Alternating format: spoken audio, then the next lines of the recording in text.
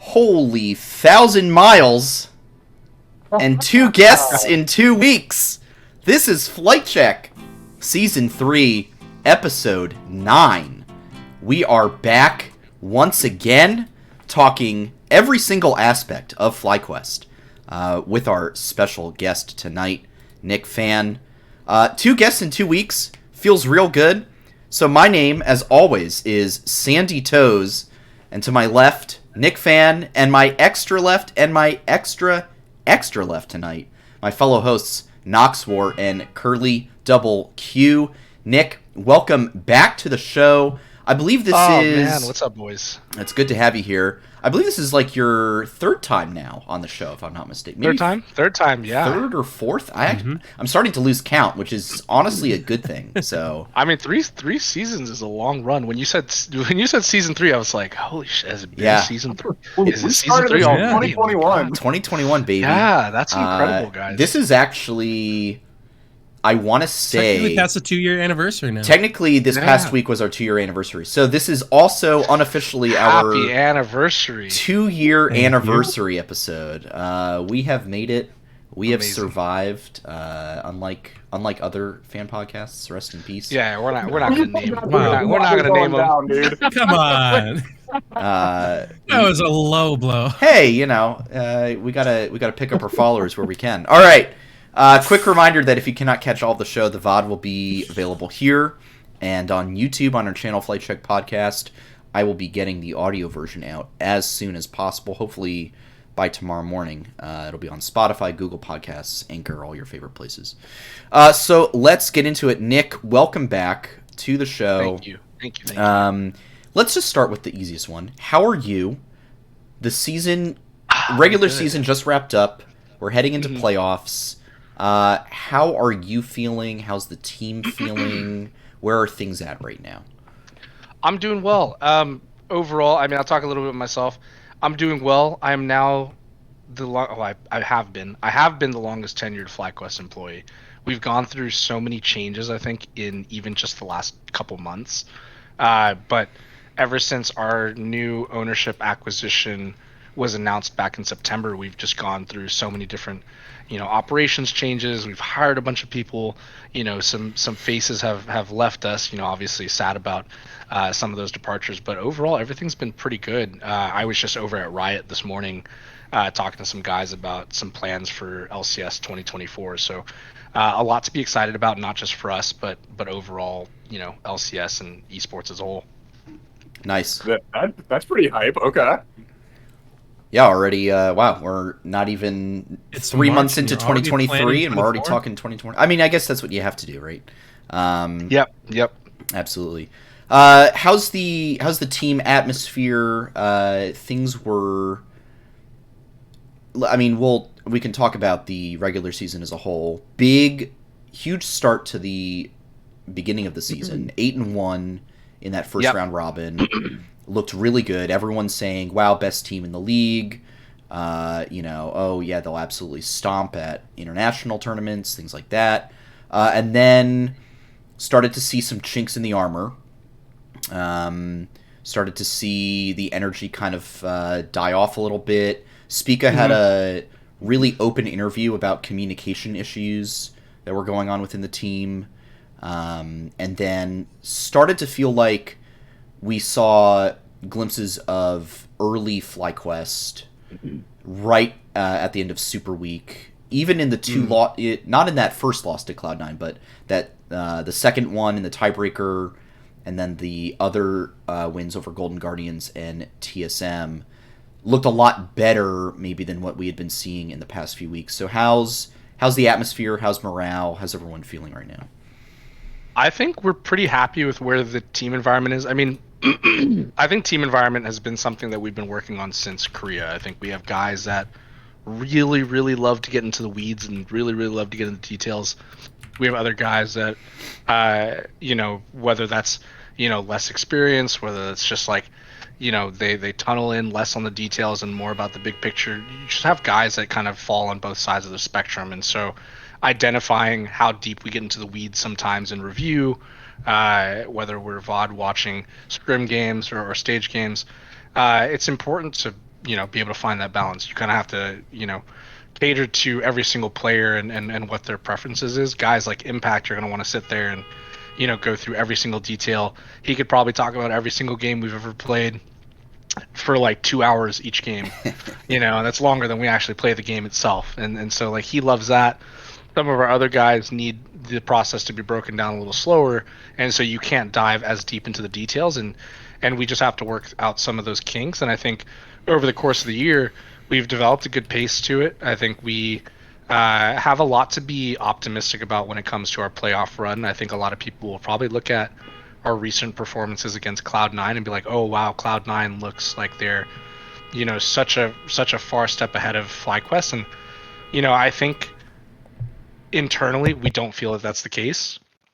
I think if anything, we feel like we can be very competitive with them, and we don't think there's a gap really at all. So, team environment, internal like confidence in the way that we do things, it's pretty high up there. I think people will probably compare Winsome, coming in initially and going 8-1, and probably criticize, oh, FlyQuest should have just kept in Winsome because now with Eyla they went, 6-3. So, results oriented analysis will probably tell you that Winsome's the better fit. But look, I mean, over the course of a regular split and a regular season, like teams develop certain strategies. And best of ones is not always the most telling picture. There's some teams that require more practice. There's some teams that, because they're not spending as much on their rosters and their rosters maybe aren't as competitive, the best of ones fit, them more because they can cheese out some wins. And so I don't think it's fair to either of our players, not only Billy but also Winsome. I think something strategically that we're going through is figuring out what plays need details and what plays don't. Who needs to be on top of, defining those details and communicating those things, and how we execute plays. I don't know if people have been paying attention, but there's probably a lot of criticism over Vicla's, inconsistencies through the mid split. But I think he's been playing much better recently. I think he's regaining his confidence. I think he's making a lot of plays, especially when you see some of his Ari games. And I think like we're not resting on that. I think we're all just full steam ahead. As soon as we win or as soon as we lose, it's just nitpick the shit that we need to nitpick, and then we move on to the next thing. So our mentality, I would say, is pretty. I would say it's pretty emotionless. I don't think we're going too high and we're getting too low. I think we're just focused on what's in front of us. So, that happens to be 100 Thieves on Thursday. I think it'll be a pretty quick series, and I'm excited just to keep moving along. Yeah, Man, you already you know how to clear through all the questions that I already have. Wow, you like just jumped through no, it's everything. perfect. You already Who sent you the script? Yeah, you already kind of weighed in on the definitely a lot of social media discussion about Eyla versus Winsome, and I did kind of want to follow up on that because only because it's been such a hot topic in the community, and I kind of had like a twofold question here. One, so basically, it from the outside looking in, it looked to us like as soon as Eyla was available to play, he was slotting right onto the main LCS stage, and so I just am curious about kind of like the background behind maybe that decision instead of maybe like giving him a week to scrim, get up to speed with everyone, and then kind of on the backhand of that, I'm curious, how have you guys gone about, I don't want to say like shielding Winsome and Eyla from a lot of that social media flame, but there were a lot of nasty comments made about how Winsome should return to the roster. So I'm just curious how the org, what the org was doing to kind of like manage some of that going on in the background for both of them. Yeah, for sure. I think Winsome, when he first stepped in, knew that it was kind of like a, we need you to fill this role. Please don't put pressure on yourself to overdo what you can contribute. It's been the messaging for a lot. So I mean, like, I never worked with Winsome up to this split. I think he and I developed a pretty quick relationship, and I think he's a great relationship with probably all of our staff members. I think he knows his weaknesses very clearly, and he knows his strengths very clearly. What I will say about both Winsome and Eyla just off the bat is these are guys that when you put them in positions of power, they excel. When you look at Winsome playing with Unicorns of Love and he had to take on a shot calling role, look how well Unicorns of Love played. And then when you take Billy and you look at what he did on TLA, you can probably make the argument that sure the LCS level is higher than the ERL level or the academy level. Sure, I think that's always an argument that exists. But when they come into a roster like the one we've compiled at the LCS level and they're not in that driver's seat and there's a lot more details that they have to focus on and there's a lot more things that they have to be sensitive to, the game gets punished a different way. The pace and the flow of the game is different and inconsistent to what they've experienced at lower levels. It's just different. And so not only are they tackling new challenges being at the LCS level, they're also tackling being in a different role and different position than what they're used to. And so for them being inserted into our lineup, obviously we have very vocal players. I think Spica on stage is so different than what people are probably used to. They probably don't realize how vocal he can be. But if you ever show up to LCS, Spica's super loud. You can hear him echo throughout the whole arena. And then same thing with Impact, and I think Prince is very vocal as well. And I think when Vikla is really on his game, he's detailed enough and vocal enough about the things that he needs to do. So you have all these guys that have a voice, and you need to find a way to fit them all. And you have two relatively newer players, a little more inexperienced players in both of our supports that have to find a way to have their voice without killing all the other voices on the team. And I think that is a challenge for both players, and that was a challenge that we had throughout the year. And so I wanted to preface it that way because these guys, it's more than just slotting in a player plug and play. Like these guys have to adapt to a completely different role, and being a leader and then having to go to kind of a follower role and knowing how to contribute from that end, it's so different. It's the same thing with coaching. You have a head coach that's used to leading draft and leading review and leading strategy and leading player individual meetings, and the infrastructure kind of like lives and dies by them. As soon as they step into an assistant coach role, if you're not being delegated a specific responsibility, it's a lot harder to actually perform that role. So I want to commend both players because I think they've done an excellent job in just like understanding and accepting the roles that they've been given on these teams, because it's so vastly different from the role that they were expected to play before. Because these guys were like the dudes of previous teams, and so I just want to make sure that that's clear. Second, I think they're both like very different players from a mechanical standpoint and just like champion style standpoint. Each player favors specific champions. I wouldn't say like one is more of an enchanter player or one is more of an engaged player. They just have specific champions that they favor more. And however the meta is going to adapt and however the meta changes, we'll see. If you're watching NACL, Winsome is really favoring, heavy engaged style champions. But when pushed to play things like Braum, Timb Kench, or some of the enchanters, like he's having no problem picking those things up. And with Billy as well, when the support meta was such that you were seeing Jhin support, Ashe support, Caitlyn support, Vera support, things like that in Korea, he was picking those things up fine. He was playing Heimerdinger. He was playing all the champions that were needed of both of them. So up till now, I've had no qualms with them and their ability to adapt to whatever has been needed, especially given that their identities as players without this support meta. If you just look at what their historic strengths are, I'm just super enthused that they're just willing to pick up whatever is needed based on the meta. I have not really felt like it's been much of a challenge to shield them from social media.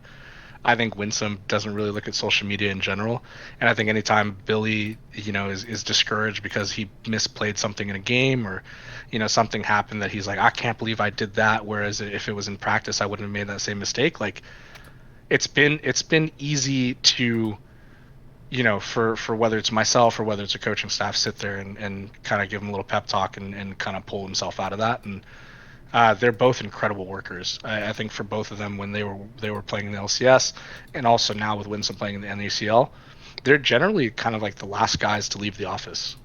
So I can't say much more positive things about them. I think Eyla just fits a little bit more of like what we're looking for right now than Winsome does. But if for instance Ayla's visa issues were not resolved at all this spring and we had to go with Winsome, I think we would have been fine going with Winsome.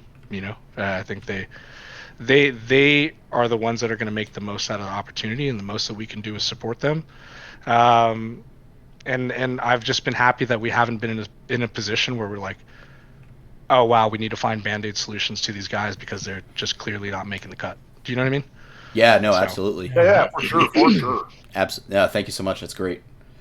So I find it interesting you bring up Band-Aid solutions, because that kind of segues into my next question, because we're talking roster a lot, and it has me thinking about how this is the second time you have completely overhauled a roster. And the last time, I know in private discussion, you kind of elaborated you didn't have much of a choice with this, but this time, my guess, it seems to be working a lot better. We finished 6-12 with the 21 roster, and now we're 14-4. So what approach to this season do you think allowed you to overhaul but then achieve greater success, and how we got to this point?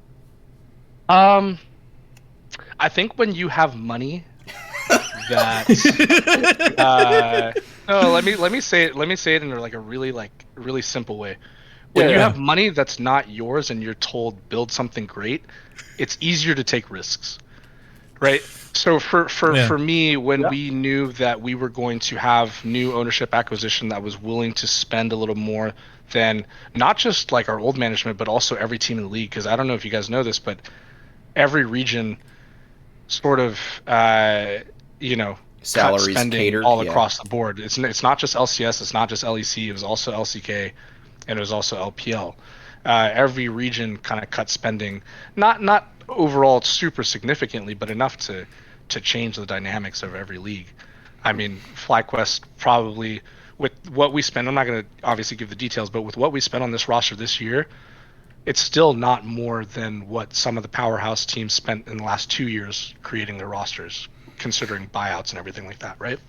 Right. So when we came into this offseason, I fell in love with the idea of like rebuilding. For me, I just love finding players that have a lot of potential and finding coaches that have a lot of potential and the heart to develop players and building projects that way. I've always been someone who likes to build more than just like, okay, I have, more money than everybody else, let's just operate and just continue to sustain. I like to build things. I like to, prop things up. We had a unique opportunity where if we really, really wanted to keep things the same, I guess we could have. But when you get the kind of support that you get from, the support I think I get from our new ownership to build a winner, I wanted to try something unique that hasn't really been successful before, because I think a lot of people import with the idea of let's just import the best talent and let's just hope it works. I think for us, when we looked at what TL did, I think we wanted to take that one step further and identify players that weren't just good, but also players that had the personality that we think can fit Western culture. Guys that we felt like could actually adapt.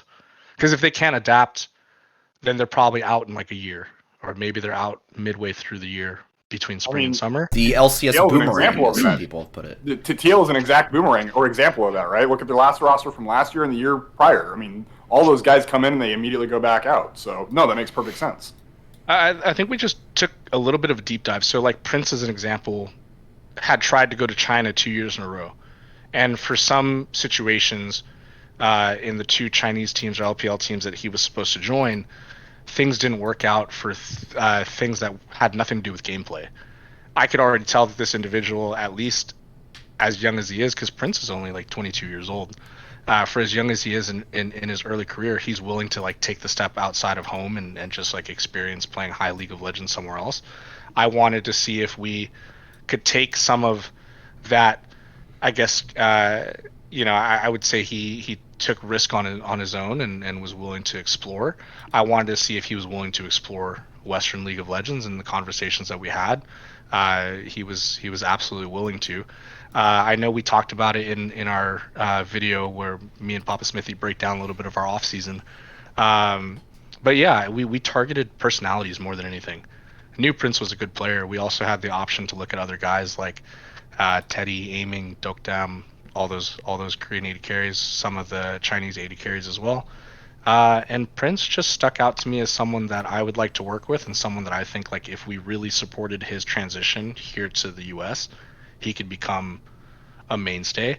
I think like one of his concerns was like, are the fans going to accept me, or is it going to be like the LPL where like I had a chance to go there and the fans were not receptive because they just didn't know what they were getting. And I just had a hunch, and it's like the fans are going to love you if you come over here. I think the fans are going to love you. Um, and I think that's what's already happening. Is I think he's become such a polarizing figure right now, uh, in our league. And I think there's going to be some really cool things. I think whatever content comes out in the future from either us or from Riot, I think you guys are going to get a deep picture into who this guy is. He's one of the most intense people I've ever worked with. Holds himself to such a high standard, but at the same time is going to be the one dude in the office on the player side that goes to every single business staff member and just says hey, checks in on them. So he's like a very interesting foil. And then with Vikla, it was such an interesting situation too, because you don't get guys that are just breaking into the prime of their careers interested in going overseas, because the dream for most Korean players is to show up on the domestic stage.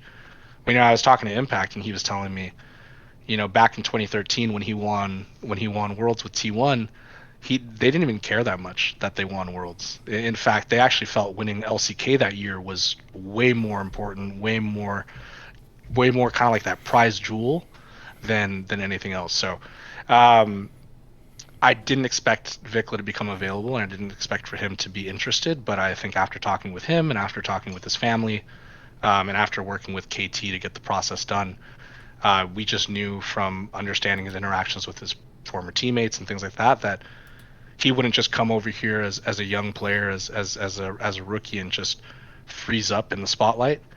We knew that he was kind of fearless, is what a lot of people describe him as in Korea, and we were just excited to bring those kind of personalities over. I just like guys that take risks, and so in our off season, I kind of put all of my chickens in that one basket, and if it didn't work out, I told our ownership like there's a chance that we end up just with a continual rebuild, and if they're okay with that, I'd like to take the risk, and it worked out. So. Wow. Okay. So a little bit earlier, you were talking about coaches and having like all these players that have such large voices on the team. Mm-hmm. So you brought in world champion coach Ssong into this roster to join Richard and Sharkz, and I just was really curious. How has that been working with the players, and how have they been getting along with each other, and just how has that whole dynamic been meshing? Because, I mean, there's a lot of big-name people on here, and I'm not sure how big their personalities are necessarily, but is everything working well between them? How Sharkz and Ssong got along? If you don't mind giving some insight into that. Yeah, I am probably going to be the biggest advocate for Sharkz, like, anywhere he goes. I think if one day he and I are not working together and he's off doing big things on his own, I will probably go down in history as like his biggest like supporter. I think what a lot of coaches in esports lack is like just being pragmatic, understanding that every single player comes with a different set of expectations and a different set of needs, and as a coach, it's your job to flesh that out. A lot of players that become coaches don't have that patience.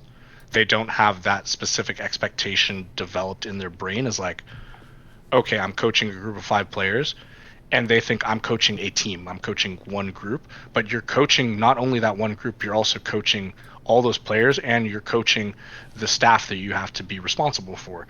So there's a lot of moving pieces, and Alex has been like what I love about Alex is he's always open to feedback and always open to criticism, and he's always thinking about how to best, apply himself and how to best improve the way he's doing things.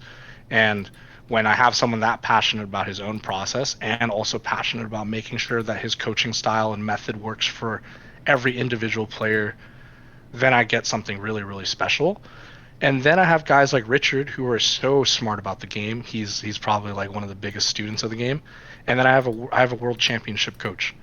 you know. And so you would think there'd be a lot of ego in the room.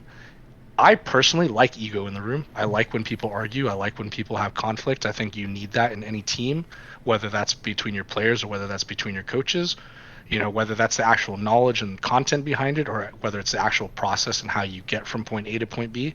I think all of that is so necessary. But when you look at the three coaches here at work and you have our analyst Joseph, who's been with me since 2019, like all of these guys have enough on their resume for why their opinions should matter, and they do such a good job of making sure that they're aligned when they come into practice, when they come into stage, when they do draft prep. When we brought on Ssong, the whole process was me sitting down with Alex and, you know, making sure that they understood the assignment, that they understood if we're going to work together, we need to know who's responsible for X, Y, and Z. And if there's roles that we don't like, or if there's roles that we're used to playing, how do we offset that? How do we default? How do we make sure that we don't get into a situation where we're like, well, shit, I actually don't like this and I don't want to work in this condition. We had to just educate each other on how we made this work. And I told Ssong, I was like, I've worked with you in the past. I know your strengths and weaknesses. I know what you like to do. I know what you don't like to do. This is Alex. I trust him with our program, and I need you guys to figure out if you guys can work together. Otherwise, it's not going to work out. And they did. And over the course of like 3 or 4 conversations during the off season that probably, you know, were like a good hour and a half to 2 hours long each. So almost an equivalent to a business work day. They figured out what it would look like, at least, you know, the layers of what it would look like to work together. And we got everything signed. So I don't know. It's been exciting, man. I think like what I love is that every single coach values the other coaches. There's just no power struggle. You know, people get frustrated, sure, about like different game knowledge aspects or different approaches, but when it comes to like the actual, like, I can see all the value that Shark brings, and I can see all the value that Ssong brings, and I can see all the value that Richards brings. It's not just me that sees that; they can all see that for each other. So, absolutely, no, that's really fantastic. All right, so regular season done and dusted, 14-4, the number 2 seed. Playoffs around the corner. Best record ever, by the way. Yeah, best, don't let this slip by. True. Best FlyQuest record ever. Absolutely brilliant. I believe we play Thursday, if I'm not mistaken. We do. Mm-hmm. Versus 100 Thieves. Looking at playoffs, it's a brand new world out here. You can get top 2 and go to MSI now. You don't just have to win. Now, obviously, you do want to win. You get better seating. It just looks better on the resumes. You get a banner in the LCS studio. Yeah. You know, things like that. Just some small things. But who are you guys looking at as biggest threats to denying FlyQuest a flight to London? Are you looking at Cloud9? Seems like they've had our number, especially in this past Super Week, beat us twice. Evil Geniuses is always, going to be a threat. 100 Thieves is really on the come up. Bit of a dark horse. How are you guys feeling about playoffs? Who are you looking at as the biggest problems in your way towards making it to MSI and winning that championship? Well, dude, there's so many ways to answer this, and all of them are like generally political. So what I will say is, ever since 100 Thieves made their coaching change, I think the single biggest important thing that they got actually out of that was bringing their analysts back. I think if they didn't have their analysts back and they relied on their current coaching staff to produce their preparation, I think they wouldn't be where they are right now. So that's not to say that I'm worried about them. It's just like, now they're back to having a polished process for approaching matches, and I think that's important. I from what I understand, he does a good job for them. So I'm excited for that matchup. I think Prince is excited for that matchup. We've been talking internally about getting Prince to, put out some more like shit talking like tweets and stuff like that. But it's like, Doublelift is like Prince's godfather, so it's like, is he really gonna tweet anything like inflammatory? Probably not. It's like it'd be like asking him to insult a member of his family. He's just not gonna do it. Yeah. Yeah, he's just not gonna do it. But I do know that when he gets on the Rift, he's just gonna see blood, right? Yeah. Like Prince is just gonna play to play, and then once the game is over, he's gonna be like, "I'm sorry, I'm sorry, Doublelift. We had to do it to you like that." Just that meme of like the holding the gun crying. Yeah. I'm not afraid of any teams. I would say, like, if I were to name a team that would give us trouble, it's going to be C9. But I'm confident that in a best of 5 where it requires us to adjust in draft adaptations, I think we're going to be fine. I think like our champion pools are a lot bigger than you get to see in best of 1s because it's easy. Honestly, it's easy to hide things in best of 1s, Right. And you can come out with random things like a Mumu. And that's not to say like we will or won't bring that back in playoffs, but like we always have random things like that available to us at kind of like every position. So I'm not worried. I think people want to put us into a box probably of like, maybe we're like meta dependent. And I'm sure there's metas that we're not like super thrilled by and in love with, but I think when it comes down to adjusting for these playoffs and what 13-5 has to bring, I don't think we're going to have trouble. Yeah. But it's just going to depend on what team shows up on that given day. I think if our guys get good sleep and maybe someone at 100 Thieves comes over and starts like pulling fire alarms, and that could spell some trouble for us on the day. But we should be good. I think EG is probably a dark horse in this competition. I think they play much better on stage than they do when they have to play remote. I think COVID, being at home for 2.5 weeks has obviously been troubling for them.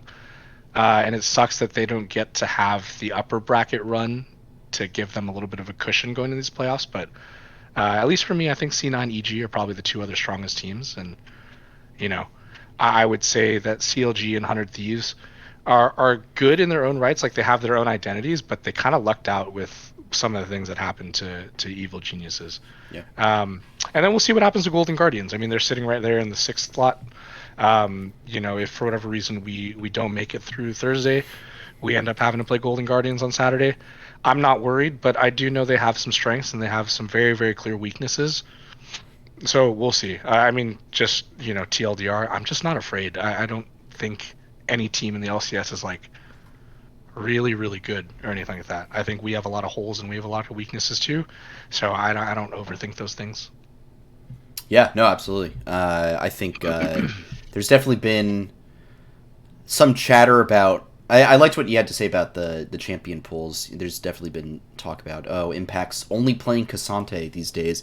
We all know. I think people get so short-sighted when they see a trend, for 3 weeks in the league. They see a guy play the same champ, 3 to 4 times in a row. And they're like, oh, this is the only champ this guy can play. He's so washed. And then they forget about the literal decade of history that Impact has playing professional League of Legends and the innumerable champions he could bring out at any moment. And I think that's just one example of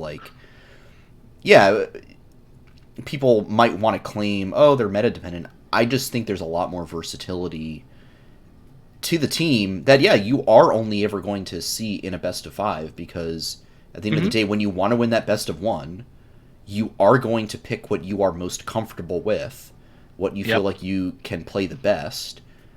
And, sometimes it doesn't work out, and that's why it doesn't look so good. But, I think there's a lot more. There's a lot more to the team that we just simply haven't seen yet. Yep. So if you're in your league clients or you're like watching LoL esports VODs and those little surveys pop up at the bottom and they're like, do you prefer best of 1s or best of 3s? Like, please, God, don't vote best of 1s. It's the most boring format in existence. You don't get to learn. You don't get to learn anything. Man.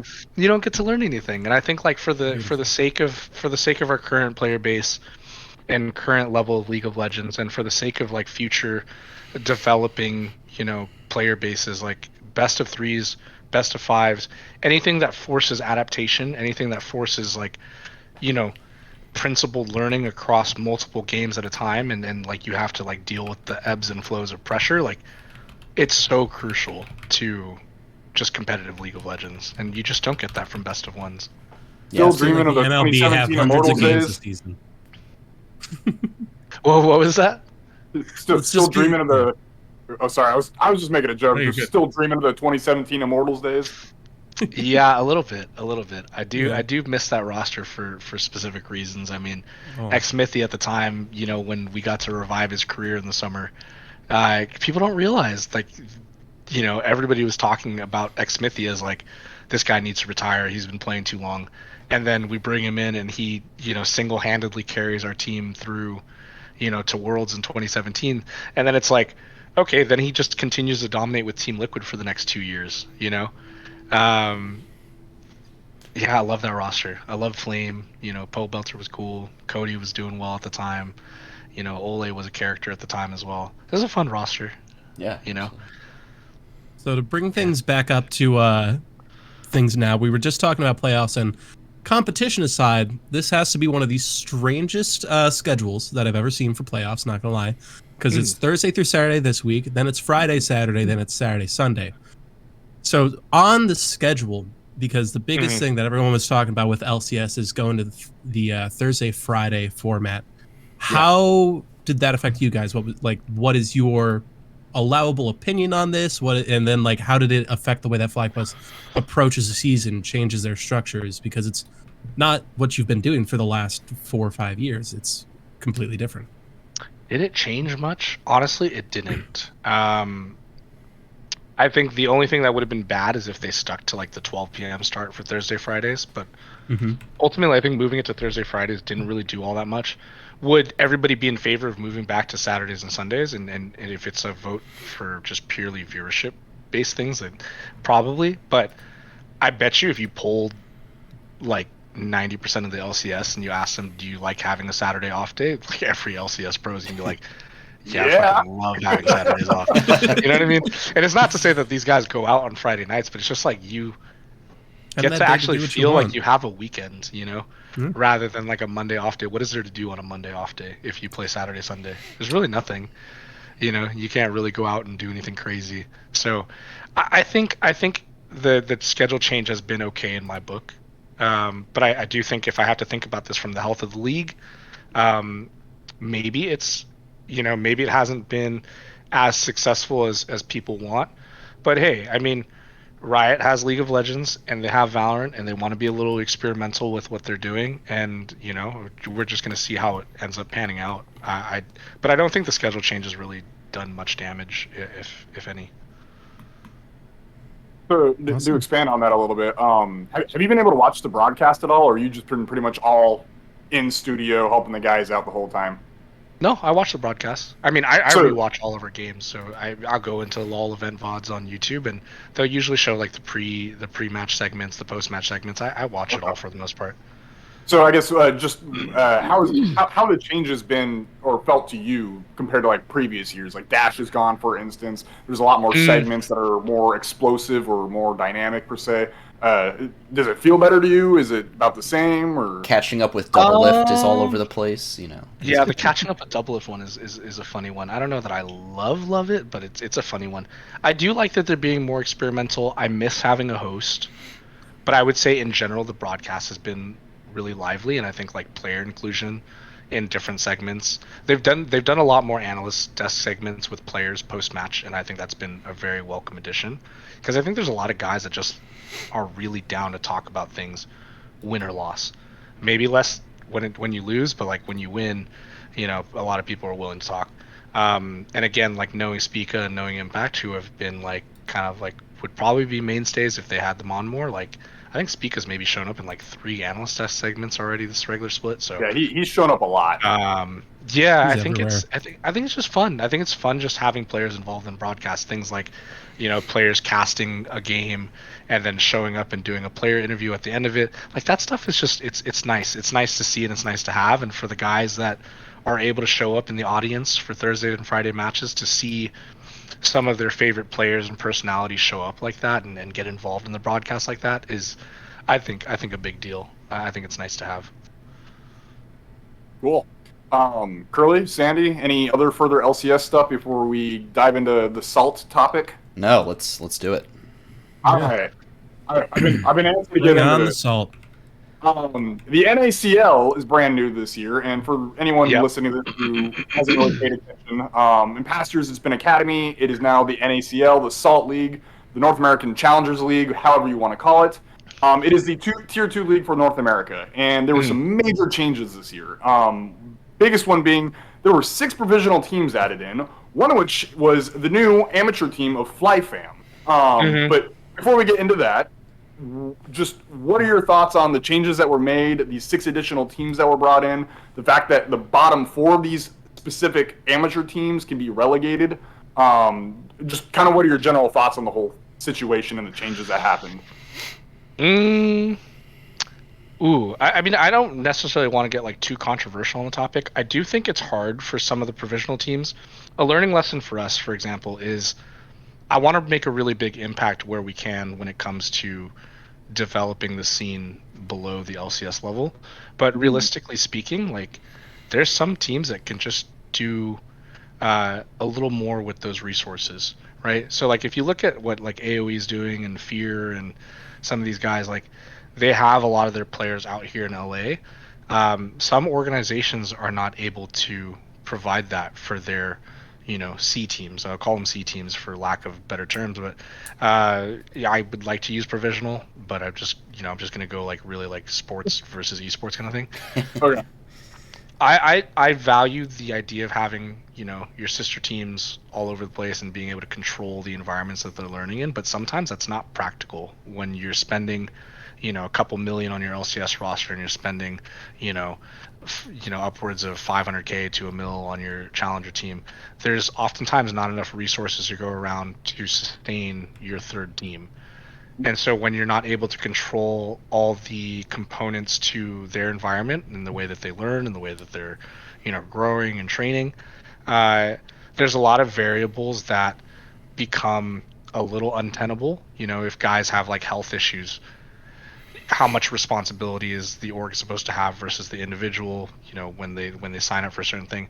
Those are some complications for sustaining a proper provisional team. So I will say that a lot of the organizations that are currently running it, ourselves, Team Liquid, CLG, I think it's a constant look every single week, every single month. It's like within the resources that were provided to run this program, are we doing a good enough job with those resources? And that ultimately would determine whether we think it's like the efficacy is there.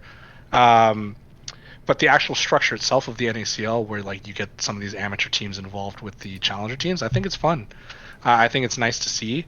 I think it keeps it a little bit honest. I think it's one step closer to some of these like vocal minority people on Reddit and YouTube asking for like LCS teams to get challenged in a certain way, where you throw some of the top academy teams into it. But what people don't understand and realize is that the level of play difference between LCS and the NACL level is probably at an all-time high. I actually think there's quite a gap from like just not team play, but just like the level of detail that goes into the actual game itself. So people might be like, oh wow, C9 challengers could be a 10th place or 8th place LCS team. Like, yes, I do think they could be a 10th place LCS team if there were only 10 teams and they were the 10th team. But I think like asking them to be an 8th place team, a 7th place team, I think you could have made that argument with like C9's challenger team or academy team 3 years ago. I don't think you can make the same argument now. And that's not to say that the players on that roster are not good, but just there's a difference. There's a difference in the level of play. Like the league itself has leveled up, even if it's hard to see it from an international level, even if you can compare LCK and LPL gameplay and be like, oh, LCS is just not that quality. It doesn't matter. The LCS level has leveled up pretty significantly over the years.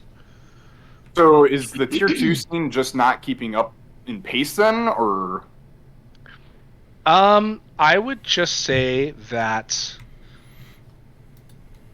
I think this is, I'm just going to be the advocate for what I think is necessary. I think best of ones is just the wrong format to actually help talent keep up. You have guys like Impact on their 11th year in the league. So like all they need to do is just show up and win some games. But you have guys that are showing up as this is their first or second year being a professional player, being tasked with matching that individual, you might be able to do it best of one because you might be able to outdraft a team in a best of one, or you develop some level 1 strategy that just like completely neutralizes impact in the early game. But if you go into a best of 5 and think that you can do that every single game for 5 games, you're going to get humbled like really fast, because players like Impact and just veteran players, Bjergsen, Double, if these guys, like, they know how to make adjustments, they know how to like problem solve the game. And guys that have been in the league for 1 or 2 years do not have that experience. They do not have the critical connecting the dots problem solving that any of these guys have. So if you want to promote the challenger level, or just like anything below the LCS level, anything below tier 1, it's imperative that you give them the tools to build kind of like that long-term problem solving. And I think it's not only do you need that in scrims, but you also need that in stage, whether that's weekly matches, whether that's tournament style, however the format can be adjusted. I'm like very in favor of tournament style. Kind of if you think of like CS or you think of Dota, I'm very in favor of that kind of format for like the long-term sustainability of like our talent pool, because the structure by which most of these tournaments run are best ofs. Like, you're challenging the ability for teams to problem solve and deal with pressure and kind of get through those things. I think it's just so necessary, and I don't think it's the only reason why there's a bigger gap between LCS and the NACL level, but I do think it's like one of the reasons why it's going to be very hard for teams in the NACL to catch up with teams in the LCS. Now, you can take special players and get them, adjusted to an LCS team probably fine if you build it the right way and have the right. I don't want to say veteran, because I think people like use that word too like nonchalantly, but I do think if you have a roster with enough experience and enough, let's say, battle scars, composure, all those things, if that roster is complete enough with those ingredients, and then you throw a rookie into that, let's say an 80 carry like Massu, then I think it can work. But if you take a team of Massus and you throw them in the LCS, like, good luck. It's not going to work out. It's not going to gel. It's not going to work. It's not going to work out. Yeah. So, I think one thing we were really happy to see with the Challenger team was bringing back that core of Philip, Yuuji, and Spirax. That was really big for us to see the continued investment in them. And, I mean, we've been of the opinion that they've been some of the better pickups in the lower tier scene for a while. So how has it been watching them this year? They've got they're coming up on a year and a half now of competitive experience. So how's it been watching their development, and then kind of what are you expecting for them down the road? I think maybe the difficulty for them is that they've got some real heavy hitters right in front of them on the main team, so I don't think maybe the immediate thought is, oh yeah, they're next up to replace Impact, Spica, and Vikla. I don't think that would make much sense to most people, but so I'm curious what maybe the end goal is for you guys. Yeah, I think number one, I really value talent cycling. It's been a focus of ours for the last like 2-3 years, and in order to talent cycle properly, I think like we have to brush up on the way we scout and the way that we like see ourselves developing talent in the first place. So I think the first adjustment to that for this year was making Sharkz head of coaching, so that in his own way and whatever touch points he's able to have between the main team versus our challenger team, and all the way down to a provisional team, he's able to at least help introduce concepts in a consistent way across the board. Not everything is going to be perfectly done, from LCS down to challenger, but being able to influence like processes and influence operations is significant. Every coach obviously has their own coaching style, their own teaching style, but being able to like,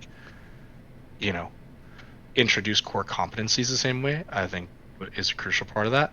I think number two, moving Brendan to a head of scouting role so that he's focused on just purely observing and analyzing and keeping up with talent, not just domestically, but all across the board. We're able to just keep track of more players rather than, oh shit, we're in the off season. Now we got these 2 months to scout and do everything. Like, we get to watch VODs routinely. You know, it's something Brendan's doing, it's something I'm doing, it's something all of our coaching staff is doing. We have coaching staff that all is passionate towards scouting and keeping up with the best talent. So that's something that I really, really value. So I think those three things are like really, really important for why you know, we want to do our best in the NACL, and we want to do our best with our challenger team.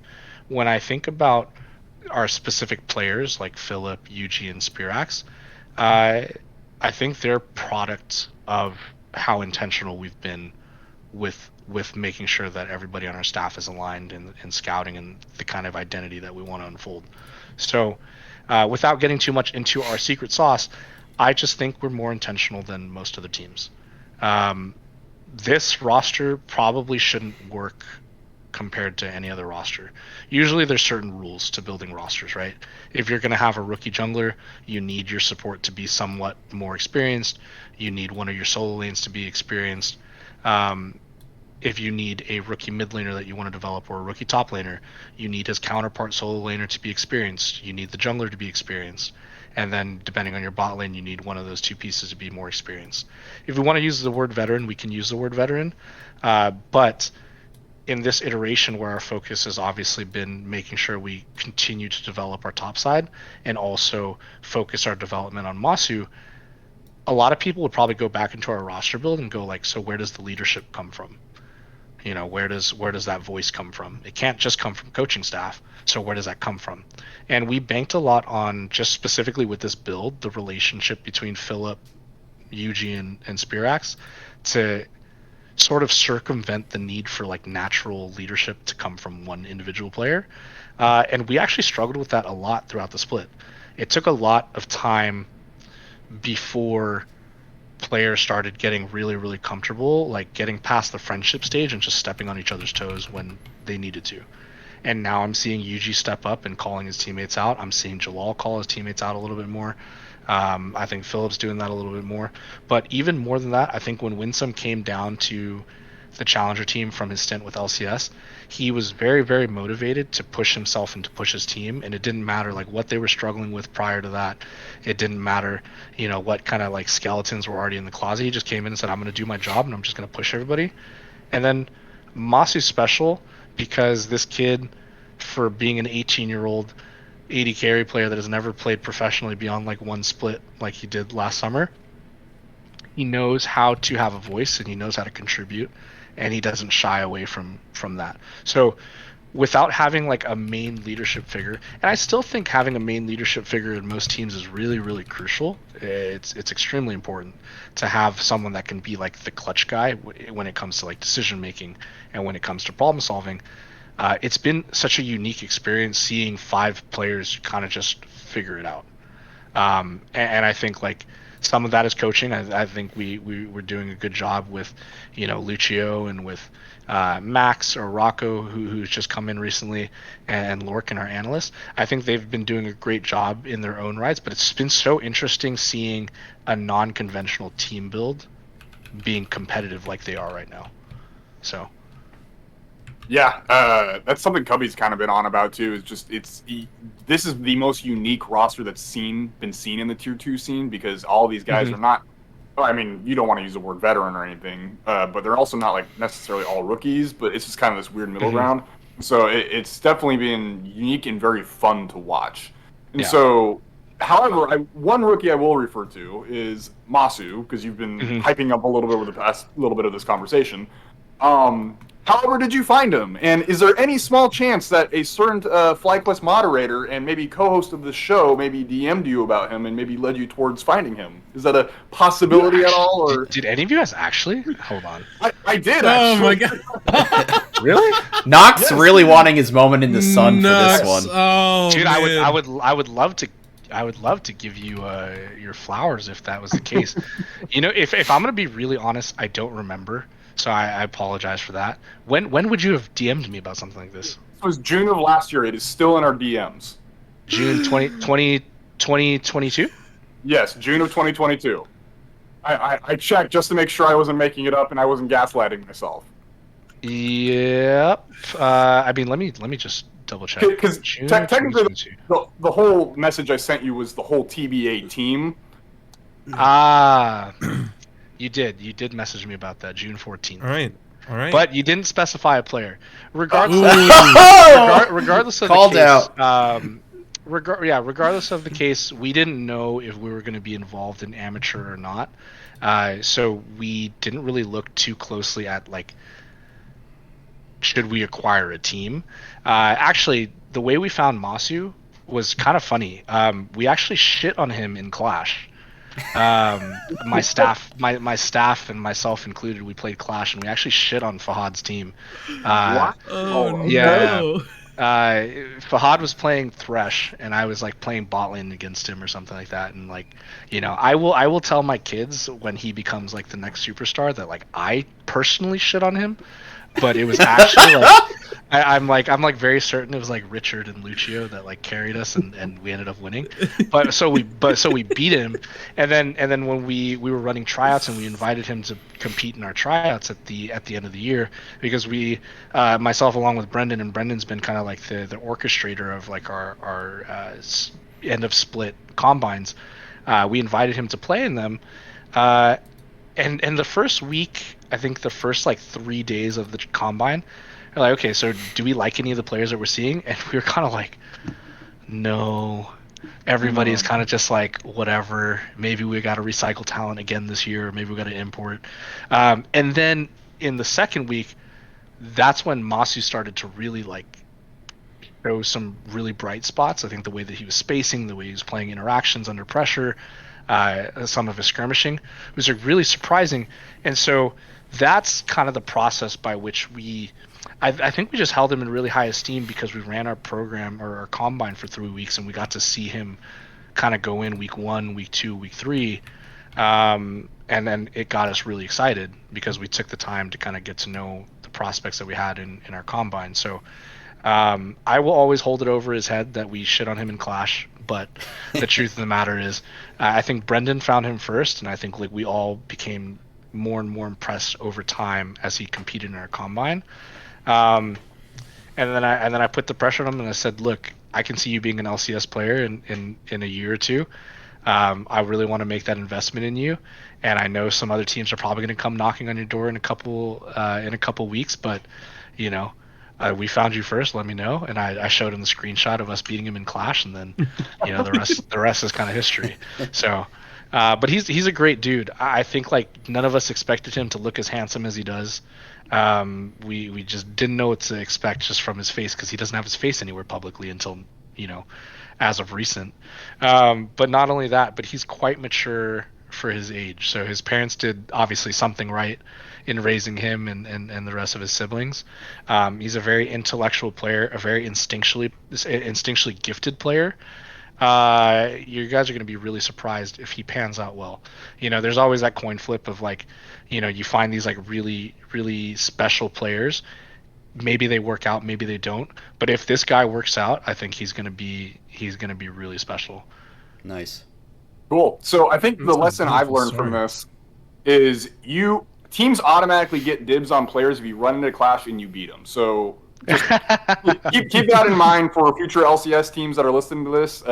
Play some Clash, get in there, beat some challenger players. You get dibs on them in a couple years. That's how it works. I mean, it speaks to kind of like our team culture in a sense. Like I find it very important to make sure that the people that I hire, whether it's a coach or a player or an analyst, that these individuals are guys that I wouldn't mind spending time with outside of like the workplace or outside of practice. And so it's like very important for me that when we bring on coaches and we bring on players, that everyone's aligned, and that like players that have been on the roster and are going to be responsible for helping welcoming these guys in, that they're involved in some of that process, or coaches that have been there, that they're involved in the process of knowing who they're bringing in. And so elements of us playing Clash as a staff, or us having like grilling steak nights and stuff like that stuff just all kind of comes together into like the package of like what FlyQuest is from top down.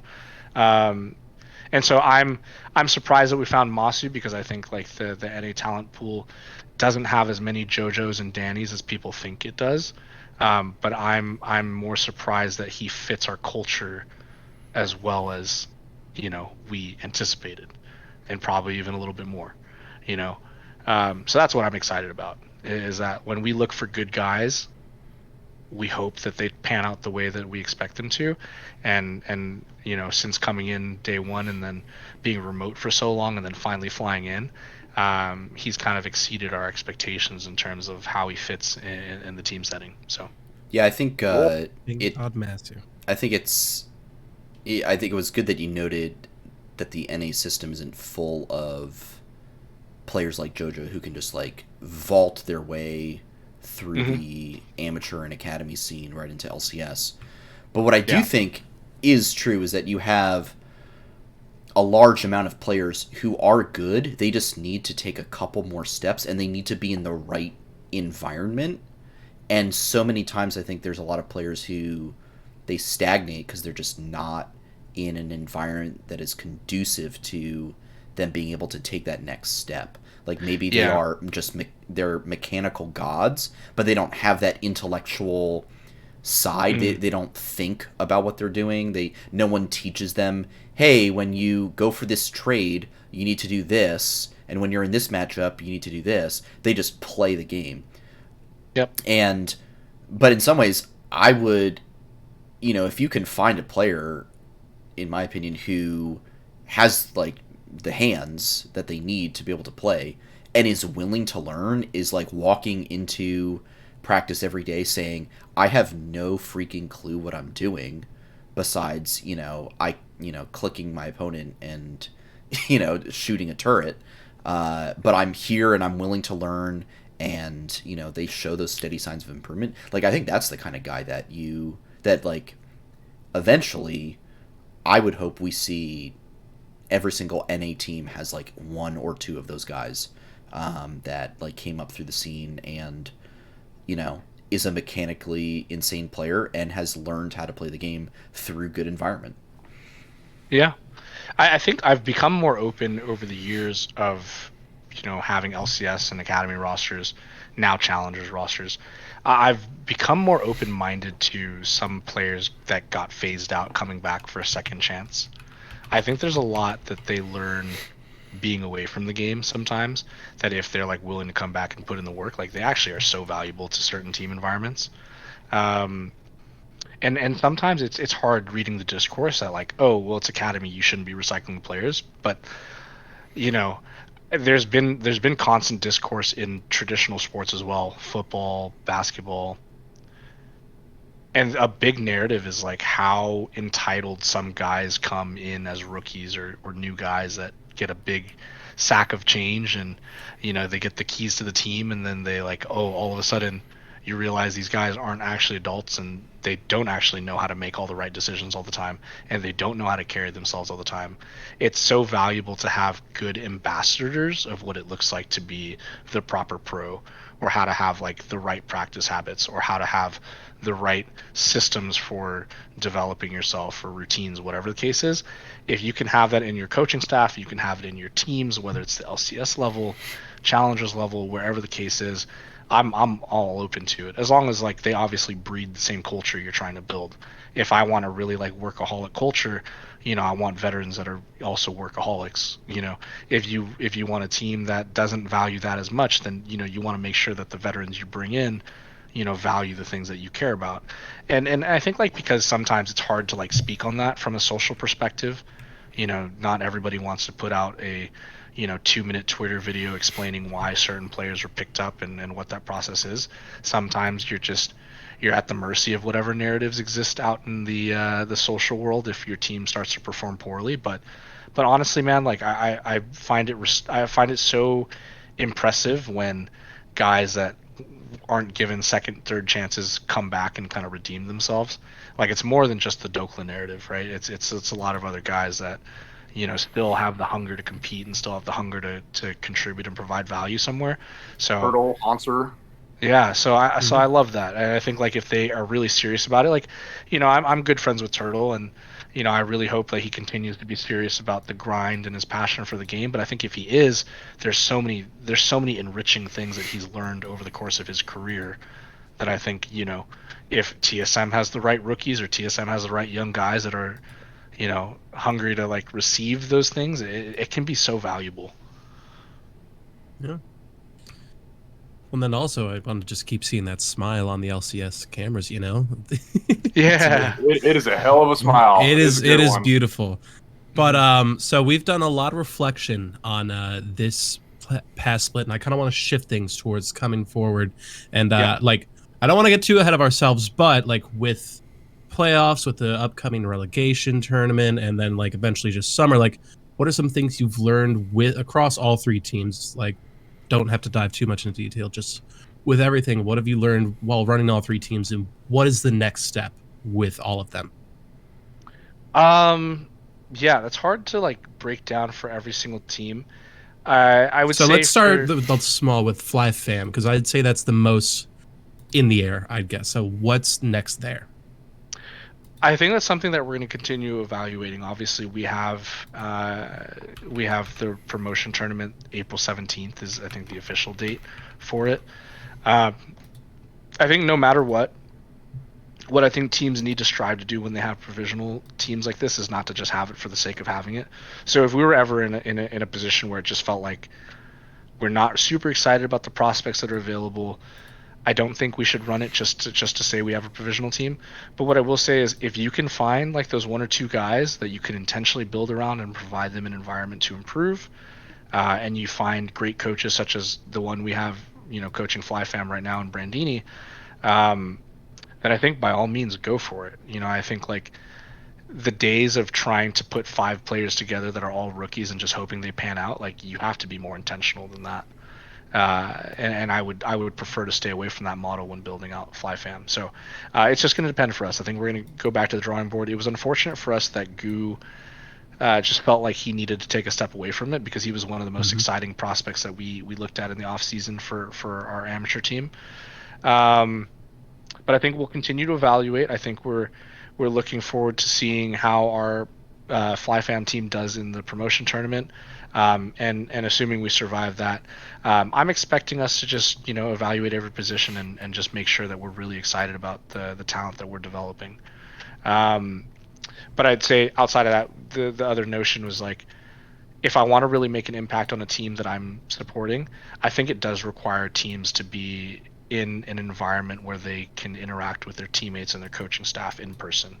I think remote teams, you miss so many things. It's a much more weighted coin toss, in the direction of failure than it is towards success, if you aren't able to provide them some of these controlled variables. So that would be for FlyFam. I think for challengers, I think the way that we built our challengers team does not work like 90% of the time, because I do think intrinsic like veteran experience and leadership is a necessity when it comes to any program, but especially when you need to develop players. Obviously, the NACL, when you get to playoff time or proving grounds time, that's the instance where it's like, okay, full steam ahead. Now we're focused on winning. But any other point during the season, you need people to steady the ship that is not just your coaching staff. And the only reason I think it's working for us is because we have guys that, it's the power of friendship, that's been working out for us. But I can't say the same for every single roster that comes through the NACL. So, if we're lucky enough and our players are lucky enough and they're evaluated properly by other organizations, and we get a few of our guys into the LCS because I think they deserve to be there, I think a lot of our guys on our provisional team on our challenger team are ready for that. Then I think we're going to obviously look for ways to rebuild the challenger program, be very intentional about it, and make sure that we have the right pieces. I think we're going to really value creativity in the way that we build our rosters. So if we look for veteran presence, we're really going to value veterans or experienced players that have a lot of creativity to them and are willing to kind of like chop it up and problem solve the game in kind of unique ways. I think that's what we're going to go for. And I think there's a few prospects out there that we're already kind of eyeballing in the case that does happen. In a world where, we are running it back with our guys, there's probably going to be some like system implementation things that we want to do a little bit better of when it comes to accelerating like the growth and how they process through certain concepts. But beyond all else, every good team runs on vibes, and I think like we've been learning through this split that like even if they're friends, like you still have to manufacture that. You can't just rely on like organic things to do the job. Like you still have to make sure that you're like forcing them out of their comfort zone. So that's been a fun thing that we've been tackling over the last couple months. Okay. Yeah. Mhm. And then LCS. What am I learning about LCS. LCS? Yeah. I'm learning that if you dream big enough and you have the money to do it, you can get. you what can, was you can, what was the you can moment do like? really well. What was the moment like when for you? Like, what was your emotional state when? Because I can only imagine it as like, they. Not that they handed you a blank check. I'm sure there was like a budget, but when they told you the number that you were playing with, what was kind of like your? Was it kind of like a holy shit kind of moment, or like? I don't usually get high or too low. I've been doing this for so long, and at some point in the near future, I'm gonna have to decide whether it's time to hang it up or not. But when they said this was when we were talking about budgets, and I was like presenting everything that we've done up to now and what we spent, and we talked a little bit about the state of the league and kind of the economics around every team, and they're like, this is what we feel comfortable spending. I was like, great. I think in this economy, the kind of roster that I would have dreamed of putting together if I had like stupid Team Liquid money, like I think we can do it with this money. It's less by a good portion still actually, but I think we can make that kind of roster. And so I've always dreamed of explosive rosters, and this roster I think is very explosive. But this roster came together in such a way that was obviously like very taxing and very stressful on like everybody involved in the process. So I'm just happy that it got done. But I think like a lot of people are like, how did you make this roster happen? It's like the fact that like 90% of people believe Vikla could not have been obtained, and so they don't even like knock on the door to ask if it's possible, is a shame. Like there's probably more players out there, especially when you're dealing in markets that you're not used to, being the Asian markets that run a little slower than NA and EU.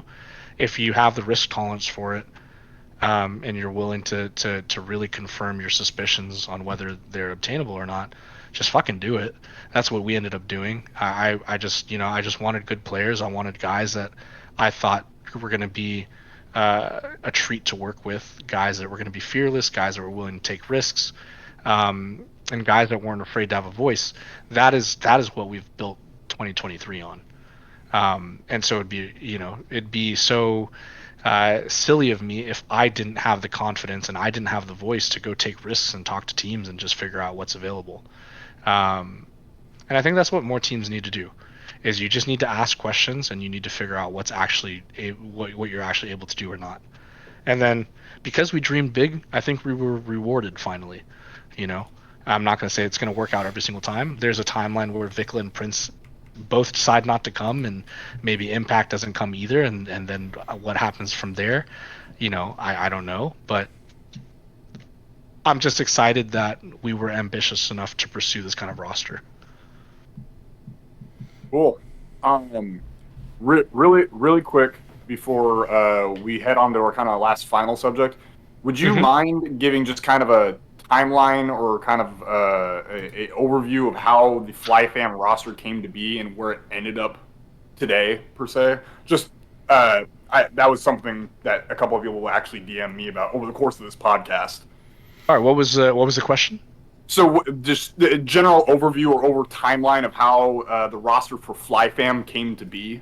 When we ran our combine, that was where we were kind of scouting for both challenger and provisional, and it was our intention that like if we were excited enough about the prospects that we can bring into FlyFam, then we'll do it, and we'll run that pilot. So it basically started through end of September into early October is when we ran our combine, and then I think we wanted to run like an additional weekend just for kicks, just to see if there was anything else we could uncover. But from there it moved a little slower because there were some like ownership transition things, but ultimately we ended up getting things all locked in by end of November. So that's that's our timeline. Was that the question that was being asked? That and kind of like Lunacia and Goo, like why did they impress you, or how did Sword and Instinct come about, and where did Blaze come from? If just maybe like a quick 2 sentences on each of them. Yeah. So Lunacia specifically, I mean, he was the sub on 100X, so he's never actually played. But when we were trialing him and going through a bunch of other top laners, and I don't really want to name them right now, but we were going through a lot of the VODs, and what was impressive to us the most was, I mean, number one, he's a Jax one trick, and finding players that actually play Jax at a high level is kind of hard. From a top lane perspective, it's also similar to like finding really good GP players. It's just like such a niche champion that kind of comes and goes in the meta. They don't really find a lot of like consistent footing in drafts. I guess outside of now, where Jax is like still a reasonable answer into things like Cassante and stuff like that. But we were just impressed with his ability to just like navigate lane. And I think when like Sandy said earlier, if you can find guys that are hungry to learn and willing to go through the process, a lot of times it is worth just seeing what they can produce. And I think if you look at Lunacia's stats, I think he might be like second in solo kills across like solo and just behind Eminus. Yeah.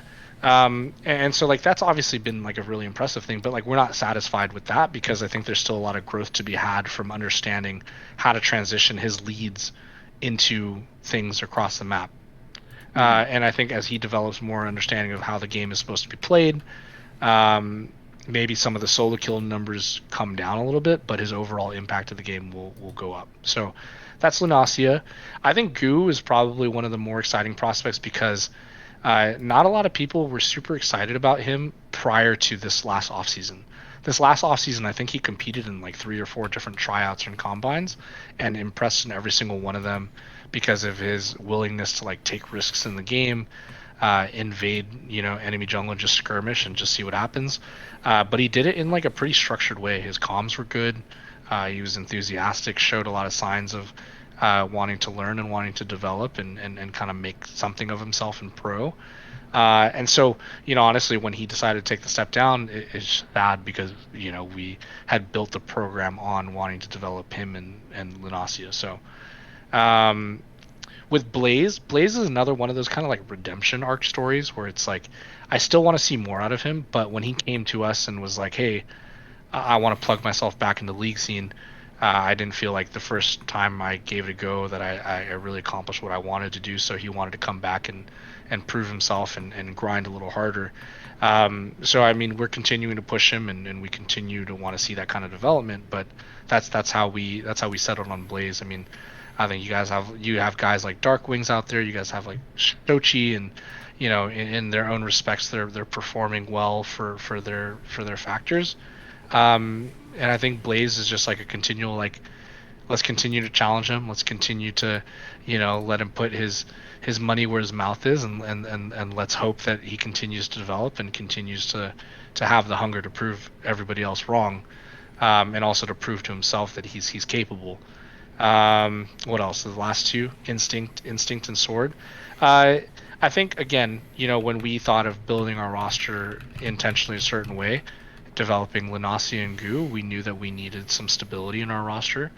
And Sword and Instinct were two guys that we were excited by because there was a lot to offer from watching them in some of the combines, and I think like even Instinct, people don't realize how young he actually is, but when he used to go by a different name, like Asilian, like I remember myself and Mash, like we used to watch a lot of different players back in like 2018, 2019, 2020.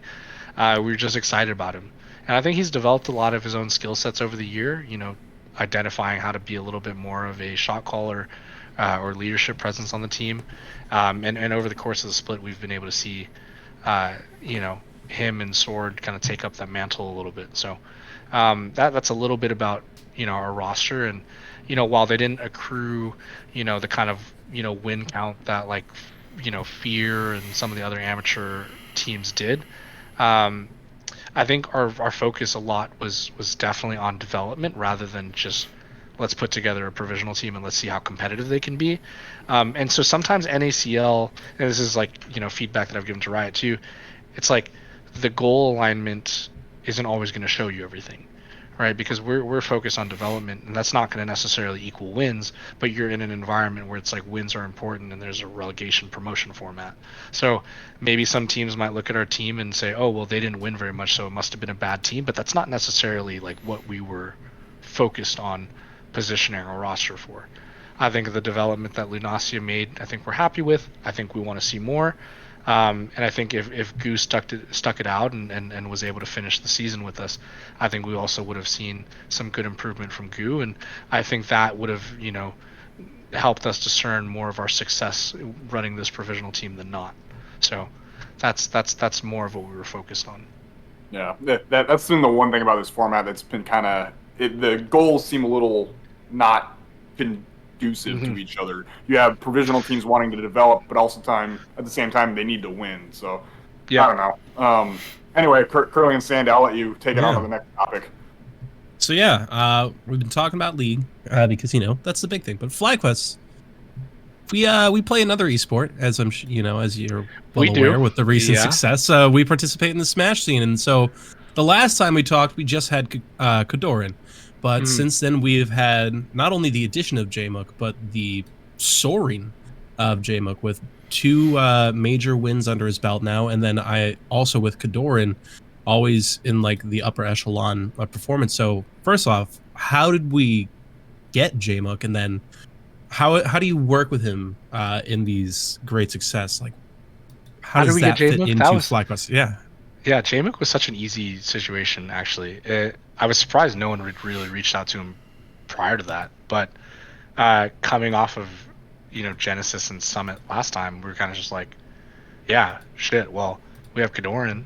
I would love to build a Smash roster. And so, like, at the time, like, myself and Dota Genius, we were, like, interested in the idea of building, like, a Smash roster.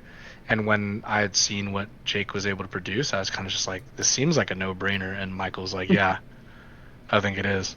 And then we like had messaged something on Twitter, and it was something along the lines of like, we should talk, open up your DMs kind of thing. And then I started the dialogue with Jake, and we were able to figure out a 1-year kind of contract thing off the rip. And we brought him in and announced him in June of 2022. Fast forward, 1 year since his like dominant like entry into like the Smash space. What's hilarious to me is that he's able to do what guys trained several years to do. He's come into the space and shown people that there's a different way of playing Sheik, and he's won back-to-back majors. He's won a super major, and now he's won a major playing solo Sheik. He doesn't have an alternative character that he's been playing, nothing like that. So it's been really impressive. I think maybe he'll hate me for saying this, but the other thing that I found really impressive is his discipline, not just in the game, but also just in life. Recently, like, quit smoking and was such a trooper through it all. And his ability to kind of just like build trust with myself and some of our other guys and kind of create accountability. I think he's just such an awesome human. So I'm so thrilled for his competitive success. I think you guys can look forward to a lot of the cool things that we're going to do in the future as we work to extend him here. If I can get him to come out to LA so we can do more full-time content, that's going to be obviously my focus. But yeah, man, I can't say enough good things about Jmook. He's just been an incredible dude to work with. He's so composed. He's so mature. Such an elite competitor at such a young age. Yeah, he's absolutely. He's just doing so well. And Kadoran as well. He's had a couple recent really strong performances. A victory as well, a first place. I forget exactly which tournament it was at, but I know it was in the last couple months. Collision. Yeah, thank you. Yep. He's been doing really well. So I mean, I would just say, yeah, FlyQuest Smash is just like crushing it all around. I do have to read one comment from the chat because it was actually incredible. Longtime friend of the show, Road Roller, said when you found Jmook, it wasn't because you shit on him in Melee first. Correct. Yeah. I did not, unfortunately. I did not. Yeah, if you were beating Jmook in Melee, I think you would have a side hustle as I would have just gone and done it myself. I Yeah, would've gone to exactly. Genesis and done it myself. Yeah, you'd be at Genesis, you'd be at Wave Dash, you'd be at all these places. Yeah. So I mean, Kadoran brought onto the org back in now like December of 2021. So we're well past a year. Time is flying. How has it been looking at it? Well over a year now, being in the Smash scene for the org. Any insights you could give on how you want to continue supporting the Smash scene as an org, as a person? Like, what's kind of the way forward for FlyQuest in the Smash realm right now? Yeah, I mean, I think we're seeing so many sad things happen across esports. I mean, you saw the announcement with Twitch announcing some of their layoffs. You saw the BTS announcement of them discontinuing their operations after a certain point this year. And I think that's going to spell a lot of trouble across the industry for a lot of different teams and organizations as we go through this recession. And my objective wholly with Smash going into the next year or so is to kind of just give back. Obviously, we want to build our own brand equity in the most unique ways possible, invest the resources that we're able to spend and use right now. But one of my initiatives and one of my hopes is that working alongside some key leadership figures in the Smash scene, we can kind of leave our own footprint and do some real good. I would love to be able to be a contributor to, more tournaments being accessible in the Smash scene. I would like to promote some of the more local fan bases for players across the world or across the US, at least to start. So I think you're going to see us pop up with a lot more live events when it comes to Smash. I think that's going to be a focal point for myself right now, and I'm working through some of the conceptual meetings with some key figures here. So I'm excited for that. I don't know if that means we're going to add more players to our Smash Melee roster. Maybe we, look at Ultimate. Maybe we look at Street Fighter. I know a lot of people are anticipating Project L kind of on the way. So we kind of have our eyes peeled for all of those things. But the biggest thing is, I think we're just going to focus on giving back in the best ways that we can. Nice. Brilliant. Beautiful. Max, I think we have some Twitter questions, yeah? We do. We're out of our own questions, but the people want to know. So from a local sub-jungler of yours, actually, believe it or not, Maniac would like to know, how tall are you? How tall am I? Yes. How tall are you? Is the impression that I'm shorter or taller than whatever the expectation is? He- I'm 5'10". He did not elaborate. Oh, we're the same height, so. Yeah, I'm 5'10". Yeah, 5'10". Nothing wrong with yeah. 5'10". Yeah, 5'10's good. 6 feet would have sounded a little nicer, but 5'10's a little better than 5'8". You know what I mean? So, I'm happy with where I'm at. But yeah, if I could say six, I could say 6 feet on my Tinder profile, I would love to say 6 feet. Gosh, dang it. Question from Road Roller, again, friend of the show, and it's one you should be really easy to answer. Very important deity in the FlyQuest Discord is the venerable Timb Kench. So the question here simply is yes or no. Oh, what? For Timb Kench. For Timb Kench, yes or no? Oh, Timb Kench. I give it a yes. All right, excellent. There you go. I respect the Tims always. Excellent, beautiful. Always. All It could be on any other character, but Tim is on the Kench. There you go. I love it. Brilliant. Beautiful. Excellent. From Andrea, aka Edgy Hoon. What do GMs do during the season? So, off season, all kinds of roster moves, and then what do you do during the season? We generally manage everything. So, I mean, I'll give a little bit of insight into my world. I think I am lucky to have a pretty robust kind of day in, day out, so none of my days are too similar. Obviously, part of this includes being up to speed with what's happening in scrims at all 3 levels, identifying and understanding what some of the pain points are, what things we're doing well, what things we're doing not well. beyond that, it's looking for ways to substantiate our program with outside resources. If my coaches are struggling with something and I have the ability to provide ways to improve the things that they're doing, I'll go out and I'll talk to my network and see what things we can implement, whether that's, bringing in performance coaches or introducing them to real world sports coaches, things like that. A lot of times I'll be using my network in that way. I think separately, spend a lot of time watching a lot of other League of Legends from around the world. Personally, for me, I like watching like VCS, PCS. It's probably the region I watch the most outside of the LCK. I don't watch LPL as much, even though I think a lot of people really, really like LPL. But I like to look at regions that have players that are really, really hungry, guys that I know will like capitalize on opportunity if they get it, and so I just look for players there. Outside of the scouting realm, we liaise and we work on internal business staff needs and whatever departments have expectations on our players for, and a lot of that is building out content schedules and things like that. Dude, there's just so many random things that we have to be in charge of and responsible for. It's so hard to like write all those things down on a list, but if you like were able to spend time shadowing for like a week or two, I think you'd get a good picture. But yeah, I mean that it's pretty nice to be in this role, because I think what I like to do is I like to be involved at every level, and I like to be really hands-on.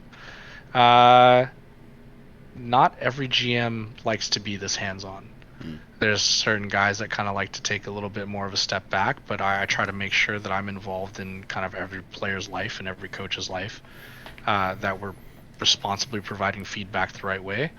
And then beyond my responsibilities on the competitive side, I help on the business side wherever I can. So nice. So you just do a lot of general management. Yeah, it's such a weird thing to like actually break down, but yeah. I'm sure it looks really good on a resume. Honestly, I just say general management, but like really, we could just be honest. Like I don't do anything. I'm just I just sit here and just pretend. You see the picture and you're like, do that thing. Yeah. All right, this one goes here. That sounds good. Yeah. Have you ever had like a have you ever had a Pepe Sylvia moment when you're trying to like work out a plan? No, not at all. What is that? Like the Charlie from It's Always Sunny, like just the connecting the dots. Like, who is Pepe Sylvia? Yeah. Have you ever gone that crazy when trying to work something out? No, I don't. I think you could talk to probably anybody. I don't really panic. I don't really stress. I kind of just like, if we got to put out a fire, I kind of just sit there and go, "Great, cool." Like, awesome. I guess I'll just handle it. Nothing crazy has happened like that besides like dealing with visa stuff or like if a player has like a medical emergency and you got to deal with that. But otherwise, like we don't come up across too many like crazy ridiculous things. Right. So yeah. Solid. All right, I think I have one more question before Sandy is going to wrap things up. So, personal question. We got to see the premiere of your cooking skills as you and Spica cooked very different avocado toasts. So my question is, if you had a cooking video where you were making your best dish ever, what would it be, and what do you think the budget would be for it? I've had people ask me this a lot, just casually, like if I cook a lot, and I'm probably like among my peers, I'm like the chef of the group. I mean, you have a $500 knife. I do. I have like a few of those. I don't know. I like to collect knives, not for any like suspect reason, but I just like I just like kitchen equipment. I don't know. I'm old. I just like to collect kitchen equipment. It's useful. If I were to make a dish, I mean, I'd probably do something comfort, but really I'd probably do something with like duck breast and just do some like you can finesse it a little bit. You have your starches, you have your vegetables, you have your duck breast. You can make a lot of things with that, but I would probably do something along those lines, and probably spend no more than let's say what am I cooking for? Am I cooking for like a special person? Like the video, like this is for this video. Like you're making, and you don't even have to bother with teaching Spica. This is just you showing off how good you are. If I'm just showing I can cook, then we're probably spending like $70-$80 on the whole kind of setup and do enough duck breasts to feed whoever's there. Got to shout out my content team and make sure they're well Beautiful. fed. So Right. we'll take care of them in that way. Bryant. All right. Last question, and then we'll go to wrap up. In the 2023 NFL Draft, the Seattle Seahawks have 4 picks in the first 2 rounds. Ooh. Okay. They've got the number Yeah. 5. They've got the number 20, the 37, and the 52. I'm looking right at that number 5. What are the priorities, Nick? Once again, you are now the general manager / head coach of the Seattle Seahawks. You've been divinely appointed. What's the This is going to move? be a reoccurring question for you, by the way. What's the what?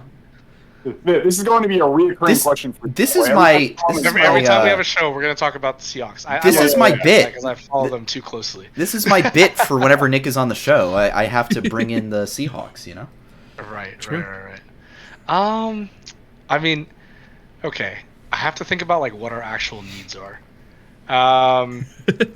Well, we just extended Geno Smith, so I very doubtful that we're going to get any of the top 3 quarterbacks. Yeah. But I honestly think if let's say Bryce Young and CJ Stroud are off the board, I don't think we'll touch a quarterback at all in this draft. I think we'll likely look for a defensive end or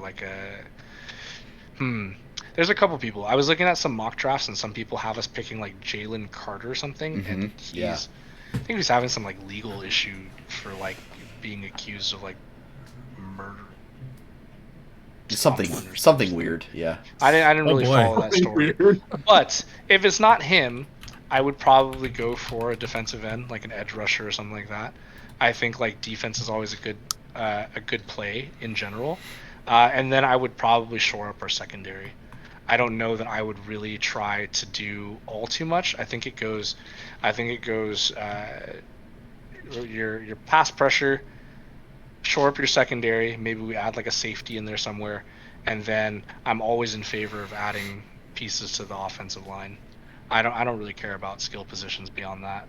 Do we need more wide receivers? Do we need a backup running back? Maybe, but that's what I would personally care about. Maybe honestly just someone, if I'm gonna go offensive line, maybe someone who's good at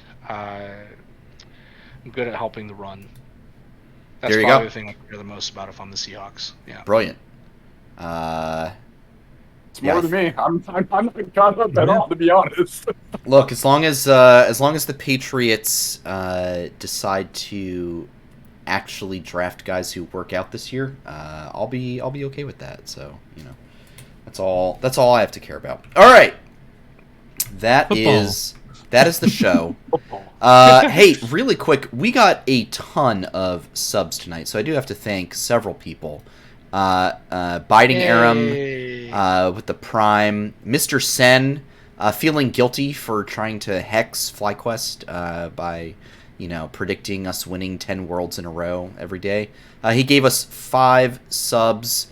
Very thankful for that. Weebaful with a Prime, and Arkham Avalon with the Tier 1 sub. Thank you all so much. Really appreciate it. We will likely be doing a giveaway in the near future, basically funded off of your subs. So we're not really Giving back to the community. we're Turning not it really right making around any to you profit guys. off of this, and we're just going to turn that money This is right around a for fun podcast. and do a jersey giveaway real soon. So be on the lookout for that.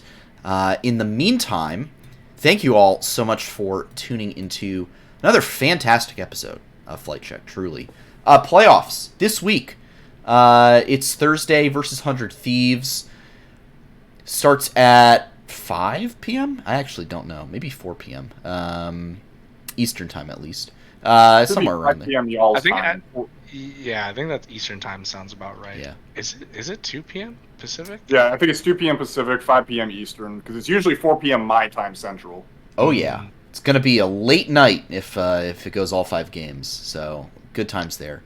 I Uh, hope it broadcast. doesn't. I- I hope it does not. I hope it's a nice solid 3 to 4. That would be great. I would like that. I would like that a lot. And if you would like to see our reactions after that 3 to 4 game series, you can follow all of us on Twitter at our various social medias. You can catch the show at Flight Check Crew, myself at SantosDB, Nick at Swagasaurus, as always, Knox Or at goated name. Knox Yeah, at that was gonna change at some point. Oh, At some okay. point in the future. Someday. That was Someday gonna be it'll hung up. change. Eventually. Knox at Knox War with 2 R's, and Curly at Curly_QQ_. Please make sure to hop into the Flight Check Discord as well. All kinds of esports discussion and otherwise taking place there, all times of day. If you missed any part of this episode, the VOD will be up on YouTube tonight or tomorrow morning, as well as here on Twitch. And the audio version should be going up tomorrow as well. If you're watching or listening to those and you made it all the way to the end and you've decided, hey, I want to catch the show live sometime, we broadcast the episode usually every Monday night, usually at 8 p.m. Eastern Time, right here at twitch.tv/FlightCheckCrew. All right, in lieu of shoutouts, I'm going to ask you guys, because we did not do it, scoreline predictions Oh boy. for this matchup. And actually I'm going to ask you for the other one as well, which will be C9 and CLG. We won't bother with the ones against Golden Guardians and EG Saturday, Sunday. We'll just focus on C9, CLG, and FlyQuest 100 Thieves, starting with Curly, and then we'll go straight down the line and we'll wrap it with myself. All right. I'll keep it simple. I think it's going to be a FlyQuest 3-1. You know, we're definitely going to struggle at least in one game against 100 Thieves. I mean, they are on a tear and they're probably feeling themselves, but I think overall we're going to figure it out. So 3-1 there, and then C9 also going to be a 3-1. There you go. Knox. Yeah, you know, Prince is such a big fan of Doublelift. I think he'd feel terrible if he didn't give him at least one win, just so that way he's not down in the dumps and depressed and retires again. So just because of that, I think it'll probably be a 3-1. Like, Prince will just give him one win, make him feel okay. And then Cloud9 CLG, you know what? And I know Andre is listening, biggest CLG fan there is. I will say they're going to lose, but it's going to be a 5-game banger because I think CLG is on an absolute tear right now, and they know how to push C9's buttons. I really do have faith in them to drag it to game 5. So C9 3-2. All right, Nick. Oh, all right. I think 3-0 for us. Yeah, I think 3-0. And I think for C9 CLG, I think that'll probably be 3-1. But I think the unique thing is, I think like the matchups are very interesting. I think 100 Thieves matches up pretty interestingly with FlyQuest. I think the styles are more similar. Just as I think like CLG and C9 have more similar styles. And I think they match up very interestingly as well. So I think they should be fun. I think C9 CLG should be fun. And I think if you're a 100 Thieves fan, you're probably not going to have a lot of fun watching them get stomped. But just seeing them in playoffs will be fun anyway. Hey, that'll be it'll just be a really nice treat for all those 100 Thieves fans. All right, I think for me, I'm also going to go with the 3-1 for FlyQuest, and then controversially, I'm going to go 3-0 for Cloud9 over CLG. I think that's a very, very fair take, in my opinion. You're now on Andrea's hit list. I know. I will be watching my back when I go to take out the trash later. I don't know how quickly she can get here, but I would not be surprised if someone was standing outside my apartment afterwards. All right, that is our predictions. That is all we have time for. So we'll be back in the near future to discuss playoffs, how they've gone, and where things are going after that. So for now, stay safe out there. Don't forget to hit the head on the nail. And we'll see you all very, very soon. Adios, everybody. Have a good one, guys. Thank you for having me. See you later. Peace, y'all.